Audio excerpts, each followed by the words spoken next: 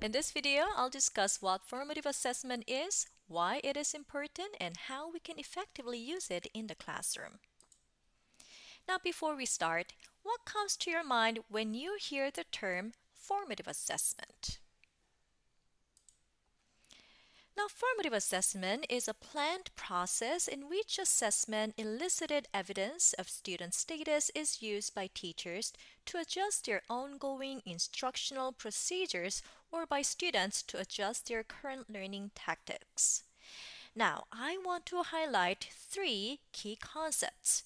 First, formative assessment is a planned process. Many teachers believe formative assessment only happens on the fly during a lesson.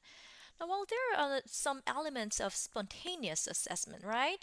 But true, high quality formative assessment is planned ahead. Now, this means we design ways to collect evidence of students' understanding as part of our lesson preparation, not just improvising in the moment. Now, take a moment to look at the three photos below. What do you notice these teachers are doing? Now, in the first photo, it appears that the teacher is asking a question to engage students, right? In the second photo, a student is displaying their answer on a board, and in the third photo, the teacher is walking around observing students as they work individually. So, what do you think these teachers are doing? Now, they are collecting evidence, right? Now, as we teach, we are continuously gathering information on how well students are understanding the material. So, we check their progress to decide if we need to provide more support, change our instructional strategies, or even add details to help them grasp the content better. Now, remember, the main purpose of formative assessment is not to give students a grade or a score. Instead, it's used as an integral part of the instructional process, like a learning activity, to guide and enhance their understanding throughout the lesson. Now, imagine learning as a journey, like following a map.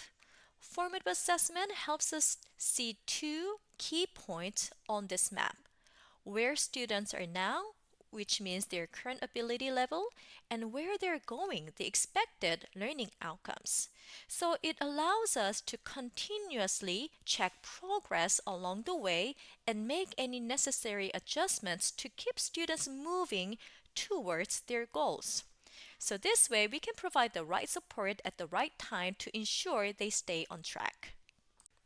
Now let's see how formative assessment is different from summative assessment. Formative assessment happens during the learning process. So it's designed to check in on how well students are understanding the material and guide teaching and learning as it unfolds.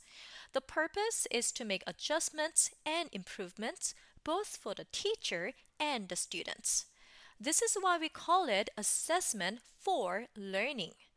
Now, it's typically low stakes, meaning it doesn't carry a lot of weight in terms of grades or consequences, but it is critical for informing instruction and helping students grow. On the other hand, summative assessment occurs after the learning has taken place. Its purpose is to measure students' learning and determine whether the goals have been met. Summative assessments are used to make final decisions like assigning grades or evaluating overall achievement, which is why we refer to it as assessment of learning. These assessments are usually high stakes with significant impact on students' academic records. Now, it is important to emphasize that it's not the tests themselves that are inherently formative or summative. Now, what matters is how we use the results. Formative assessments are tools for improvement during learning, while summative assessments evaluate the outcome of that learning. Now, let's go over the characteristics of formative assessment. Now, first, evidence of student learning. Now, formative assessment is all about collecting clear, concrete evidence of how well students are understanding the material. The evidence can come from observing their work, asking thoughtful questions, or looking at their responses in real time.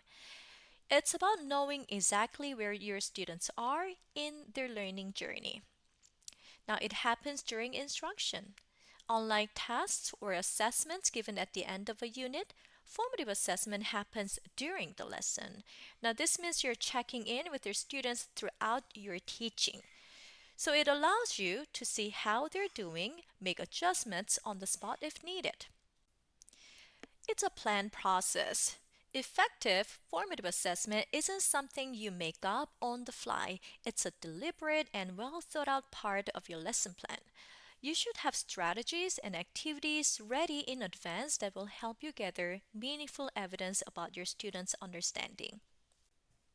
It informs both teachers and students.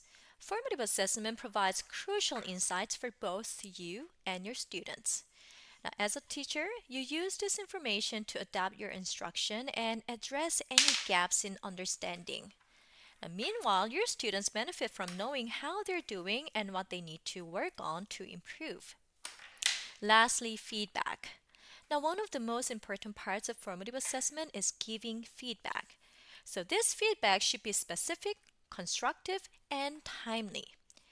It helps students reflect on their work and make adjustments. Now, your goal is to guide them so that they can continue to grow and succeed. Formative assessment is a continuous and ongoing process rather than a fixed linear one. So, here you see that we call it a formative assessment cycle, right? Now, it begins with establishing and clearly communicating learning targets that align with curricular goals. Now, from there, the teacher gathers evidence of student learning through various methods such as informal observations, questioning, structured exercises, and student self evaluations. These are just a few examples. Now, once the evidence is gathered, teachers interpret it to identify what students know and where they might be struggling. So it's crucial to make fair and unbiased interpretations to ensure assessments are accurate and meaningful. Now, based on the evaluation, teachers should provide feedback to students. This feedback may be immediate or delayed, but should always be specific and constructive, helping students understand how to improve and continue progressing. Now, using evidence and feedback, teachers adjust their instruction. So, this might involve modifying teaching strategies, planning next steps, or designing activities that better support student learning. The cycle then repeats as teachers gather new evidence, ensuring that instruction remains dynamic and responsive to students' needs.